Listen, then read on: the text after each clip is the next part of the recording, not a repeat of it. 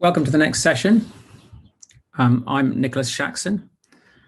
I'm a journalist by background, and I work with the Tax Justice Network. So I'm here to introduce the winner of the Anderson Lucas Norman Award for Tax Justice Heroism. I won't yet reveal who it is, but we're getting there. I'm just going to give a very short intro, and then we're going to watch a very short video about the award itself, and then we'll get on to the presentation.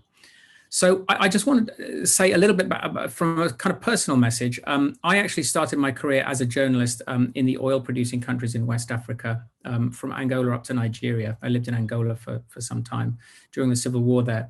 And one of the great things that struck me was that here was a country that was pumping vast amounts of oil. It should have been incredibly rich, but it wasn't. And the thing that was odd about it was that there was this kind of paradoxical effect. It wasn't just that all the money was disappearing into foreign bank accounts and so on, which it was. Angola was actually worse off than its resource poor peers. And this actually at the time, this was in the early 90s when I was living there, was something that academics were just starting to look at, and they were starting to call it the resource curse, or the paradox of poverty from plenty. In other words, it's not only that the riches aren't being used for development, it seems to be even worse than that. Something worse is going on. And there's lots of reasons going on, lots of things going on there. But this paradox of poverty from plenty was something that really struck me.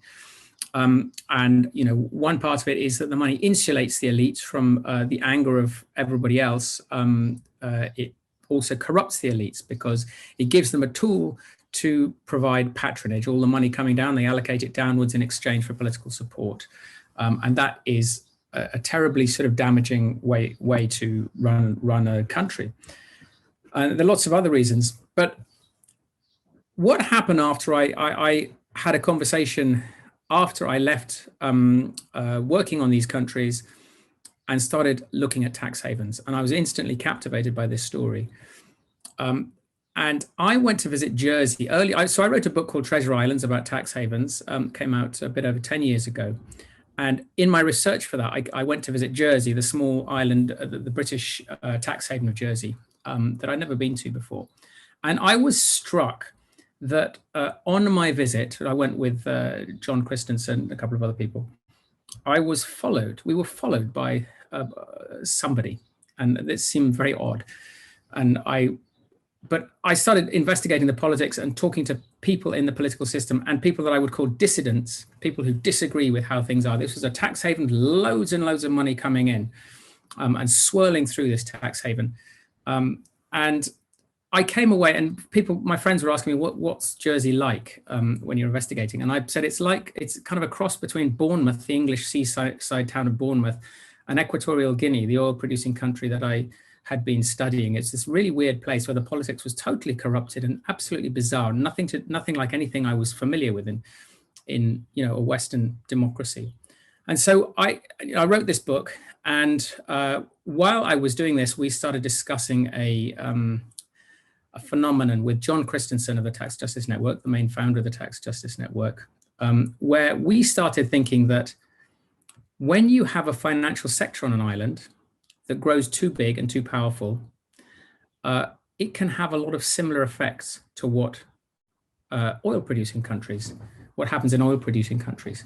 Again, there was this paradox of, and academic research since then has been kind of really confirming this. Lots and lots of studies are coming out now showing that, a financial sector, we all need a financial sector to, have our bank accounts and so on. But once a financial sector grows too big and starts focusing on the wrong things, it starts to harm the countries that host it. So there's kind of like it's a follow-on from tax havens. Tax havens harm other countries, whereas oversized financial centers harm the countries that host them. So, and what are the effects of this harm? Well, you have lower economic growth. This is widely sort of researched and accepted in the academic research. You have obviously higher inequality, more conflict. That was something that was very, very obvious in Angola, but you also see this in much more conflicted societies in many cases in tax haven societies. You have the capture of government by these kind of elite forces that are connected to the whole offshore infrastructure, and you have damage to democracy. And that's the subject of this award, which we're going to give today. So I'm just going to give that little bit of context about the finance curse, about how when you have these kind of global forces coming into these small islands, and it's not just into the small islands, this damages the United Kingdom, it damages the United States, other countries with oversized, wrongly set up financial sectors. But you have this effect that's becoming more and more pervasive in our global economy. So that's the kind of context. I'm now going to move on to a short video, which has been prepared, the fire starter video, which kind of gives a history of the Anderson Lucas Norman Award. And then we'll move on to the presentation and the surprise winner.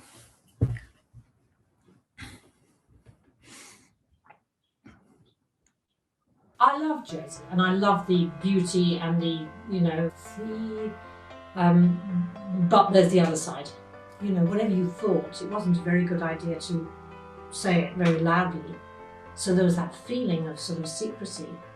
That feeling was worse here than I had experienced in Chile in 1973. So think very carefully before you spoke or who you said something to.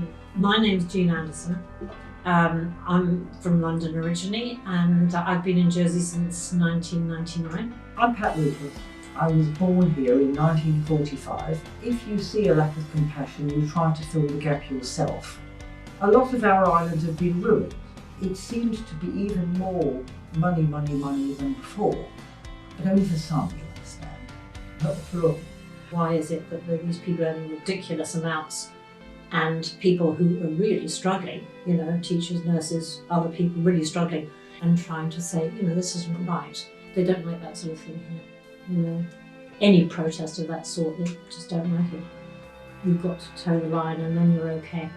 I could see it was grossly unfair, but then I know life can be unfair, so I wasn't shocked. I was just wondering what I could do about it. Pat just picked up the phone one day and said, I'm going to talk to John. So she picked up the phone. I had this call from Jean, Pat and Frank. I think it was a Wednesday night. So he said, come over here. Visit me in Chowsham, we'll have tea and cake, tell me all about it. And I was so pleased because he said, come and see me. So Frank was still alive because he died soon afterwards. So we bundled ourselves off. He says, what do you want to do? And Pat said, either get rid of or kill the tax havens. He said it's going to take a long time. You can't just deal with one little island, tax haven, because they'll just move it around. If you're going to do it, you're going to have to do all of it. I knew from what Jean, Pat and Frank said that we would have to create a global movement to do this. And the global movement would have to be research-led, but we also have to create a movement of campaigners, advocacy people and journalists. So we had a huge task ahead of us. I knew he was the right person for the job. I knew that he would do something. Things got sort of sparky, didn't they? Things started looking up. Pat, Jean and Frank went back to Jersey and immediately they started fundraising to support the creation of the global movement. And we did all sorts of things like boot fairs, raising money and singing in the street. Our friend Sister Peter, who lived down the road, was always up first thing in the morning, packing all the stuff, and Maurice Merritt, our friend, used to take us in vans to all sorts of places. We used to sell things. We launched the Tax Justice Network in London at the House of Parliament in March 2003. Quite a long time later, Pat called me up and said we'd been selling cakes all over the place and we've raised some money to help you create the Tax Justice Network. And then she said, we're sending you a cheque for £50,000. Now just stop and think how many cakes you have to bake to raise £50,000. We just did our best. Because all you can ever do is your best. And if you think something's important, you have to pull out all the stops. Without the amazing support from Jean Anderson, Frank Norman and Pat Lucas, Tax Justice Network might well not have that happened. I didn't do a lot. I asked other people to do it. But you did something. So Did something. What drove you? My mum. My mum and the story of the little red hen, which she taught me about. I'll do it myself, said the little red hen. It's a very good philosophy. And so you have to do something if you want something done. And so you have to start doing it yourself. But you can't imagine doing it yourself because you're not big enough, strong enough, able enough. You have to ask someone else to do it, really. So hold my hand and let's do it. People are frightened to step out because they want to toe the line. And sometimes it's totally understandable they want to toe the line, but sometimes you can't. It's selfishness we have to do away with. That's the bottom of it. That we have to start to say perhaps a little more every day. It's not all about me. It's all about us. And then we'll probably get somewhere. I don't have the knowledge that other people have about it. I'm just some little teacher.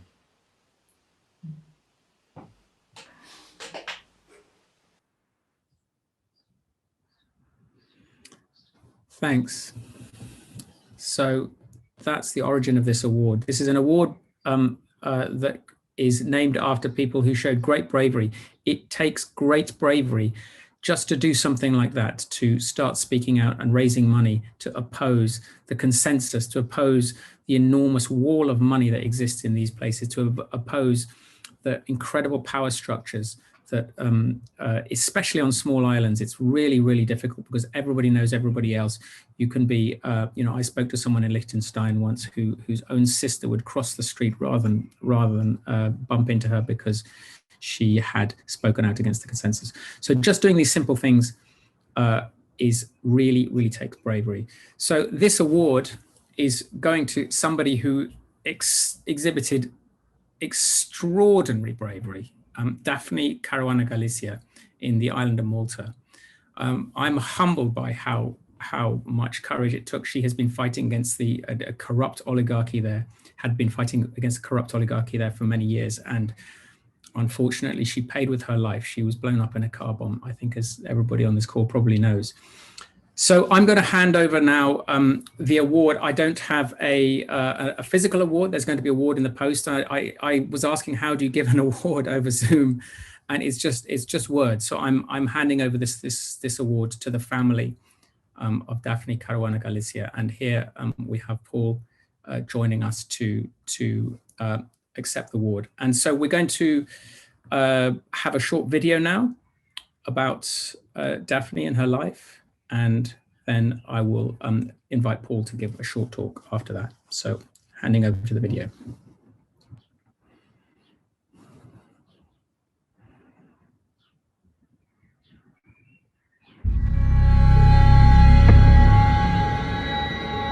My mother just said, okay, now I'm really going. Then I had an explosion and I knew it was a car bomb straight away. Police are investigating the killing of one of Malta's best-known investigative journalists.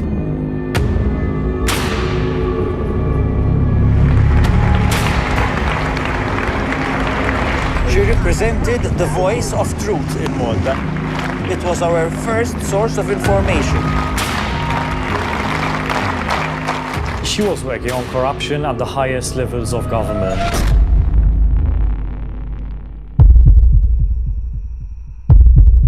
How on earth can we live with ourselves while those criminals are still governing us? Now they're working together to cover up my mother's murder.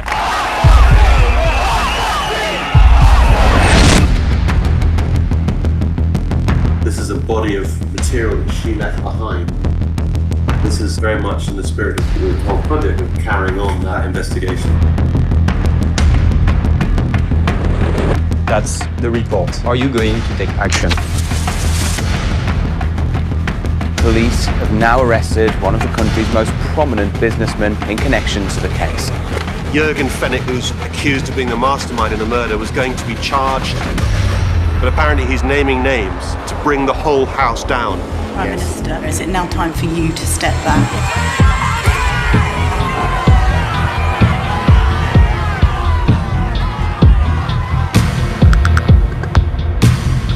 There's is also indications that there are other players involved. There's a lot yet to come.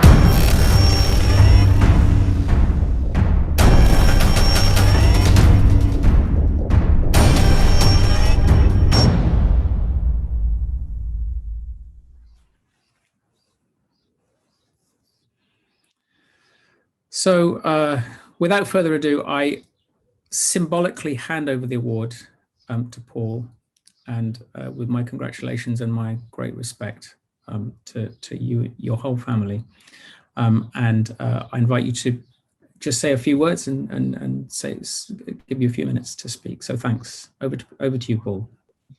Hey, Nick, thank you for that very kind introduction and for the award. And thank you to everyone at the Tax Justice Network for this award. It's really a great honor for us. And when I had first seen that Firestarters video with Gene Anderson, Pat Lucas, and featuring Frank Norman, I was struck by how similar the situation Jersey found itself in to that the one Malta found itself in. And so I think it might be helpful if I gave a bit of background on my mother and how she started writing.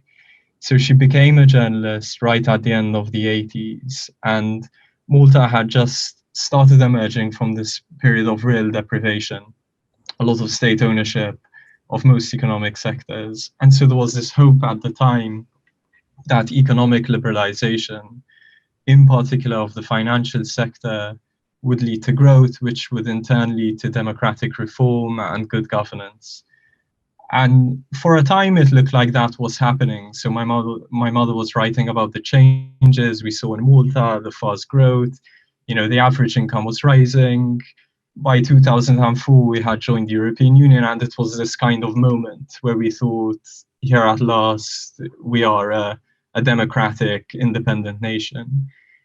But slowly at first, and then really suddenly over the past 10 years, my mother began to notice as she was reporting that the globalization of our economy happened without the institutional reforms we needed to support it or withstand a lot of these forces. So Malta, in fact, became a kind of magnet for really vast flows of illicit money, looking really to get into the European Union. So huge flows of money from post-Soviet states, from China, from Russia. And they became a really major corrupting force on our public life and on our politicians.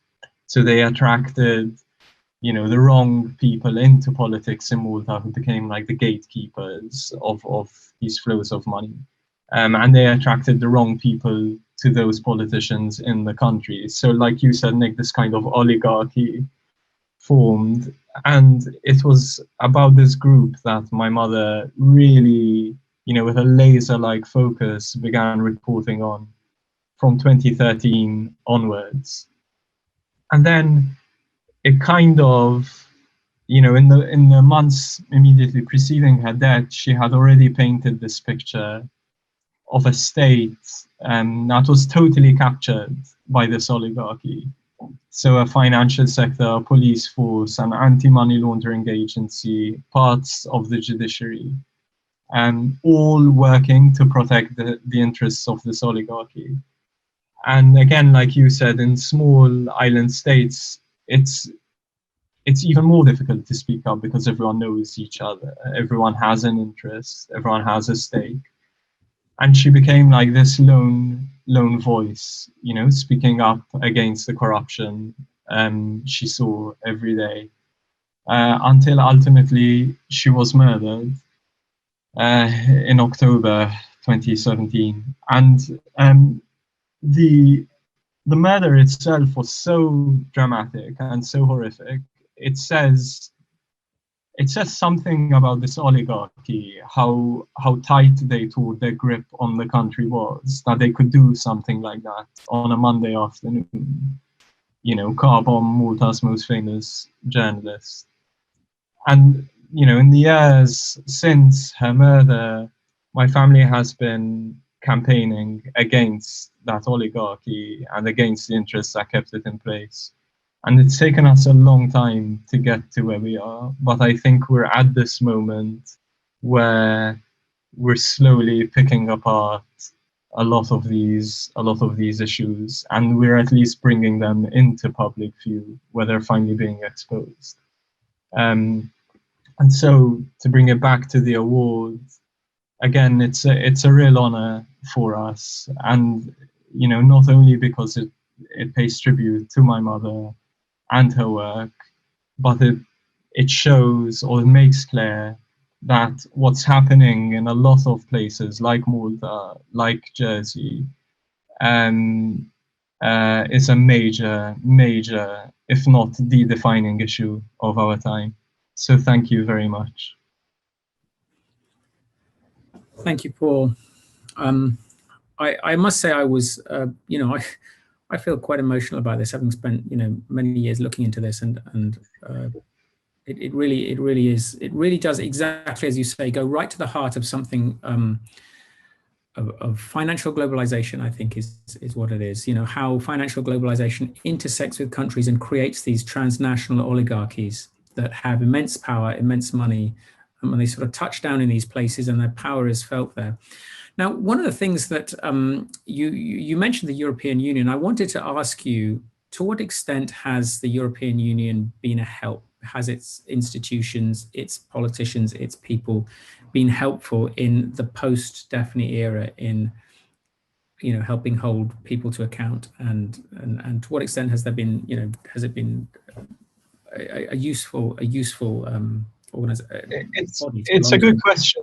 It's a good question, and I think the major advantage we had in our campaign was that Malta is a small country, but part of this bigger bloc, the European Union. So in a situation where your national institutions are totally compromised by corruption, you immediately have to look outside for help and for justice. And for us, that was the European Union and the Council of Europe, of which we're also a member. I'd say initially the European Union was constrained by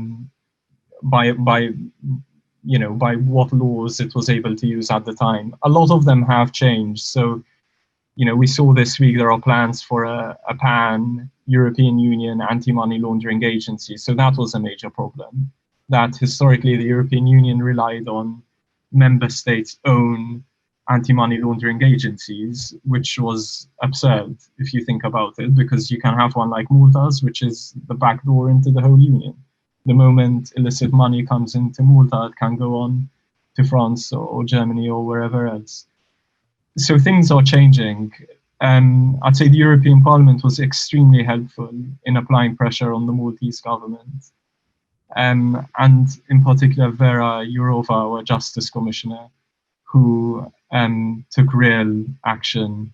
But I mean, it took, for the really meaningful European changes to happen, it took my mother's death, in short, that a lot of the institutions that should have been in place are only now coming to fruition. Okay, so one last question. Now, you talk about globalization without the commensurate institutional reforms. That reminds me of a line from a really great book about Ireland, which is another tax haven, a corporate tax haven and a financial regulatory haven. A book called Ship of Fools by Fintan O'Toole, who's probably Ireland's best known journalist. And he said, he described it as a combination of global ideology and Irish habits. And that sort of sounded like what you're talking about in Malta.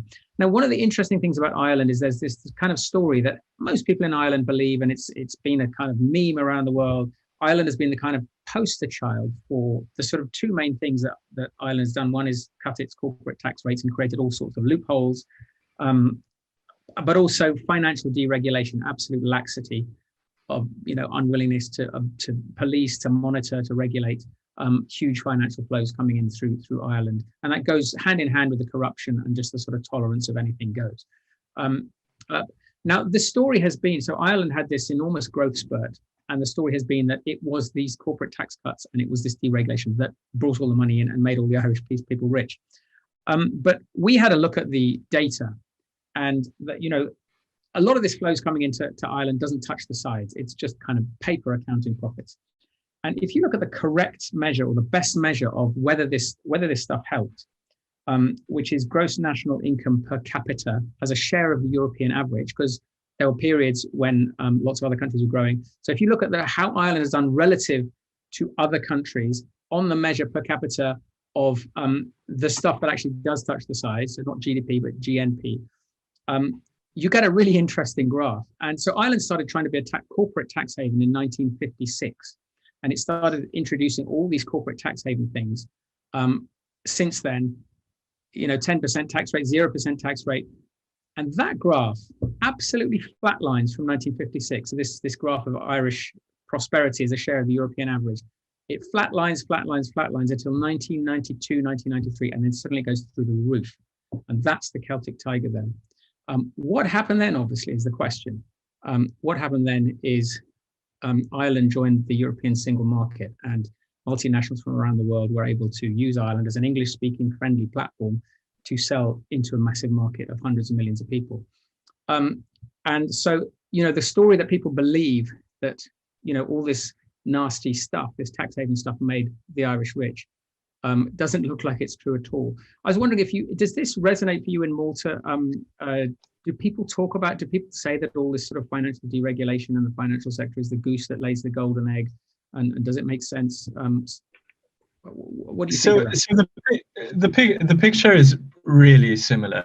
I'd say the first thing about us though is we never accepted the label of a tax haven. So no one in Malta will say, oh yes, we're a tax haven and that's just what we do.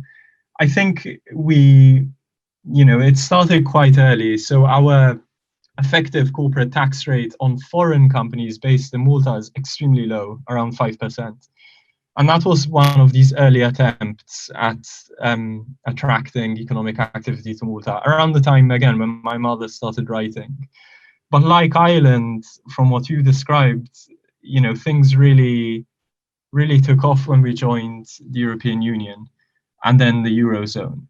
I'd say what happened is it created a kind of class of lawyers, accountants, financial services professionals that did very well.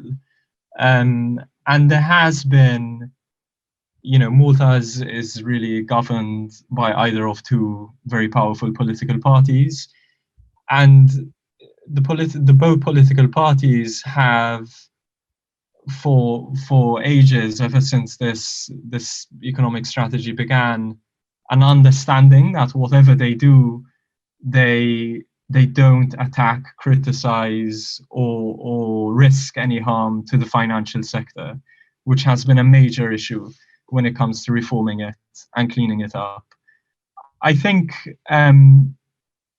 one really interesting recent example on offshoring type activity came much more recently. So when Malta began selling passports, it was the first time that there was an attempt by the elites, in summary, to share the profits of this globalized economy with a much broader base.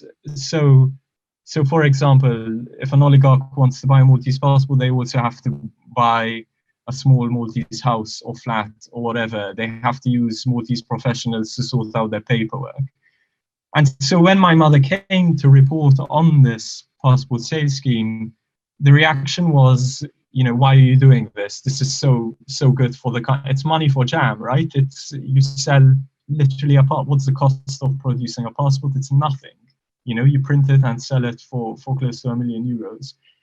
And when my mother said, look, these people, these Russian oligarchs, Chinese ones even, when she said they're not even living in Malta, they're just inflating the property market, coming here to collect a passport and flying off, the reaction was, well, isn't that better? We get the money and we don't even have to deal with them. And I think that attitude still exists. I think the idea that I think there's always been this anxiety in Malta, probably common among a lot of post-colonial small island states, that you really need to take whatever you can get. You know, you really don't have the luxury of shutting off flows of money, and that's a kind of anxiety that's existed since 1964. Okay. Well, thanks very much indeed for that. We've run a little over time, so we're going to have to go. But I really appreciate, from all of us, the Tax Justice Network, and I'm sure many other people would say this, just incredible congratulations, and thanks for everything your family has done. So best wishes.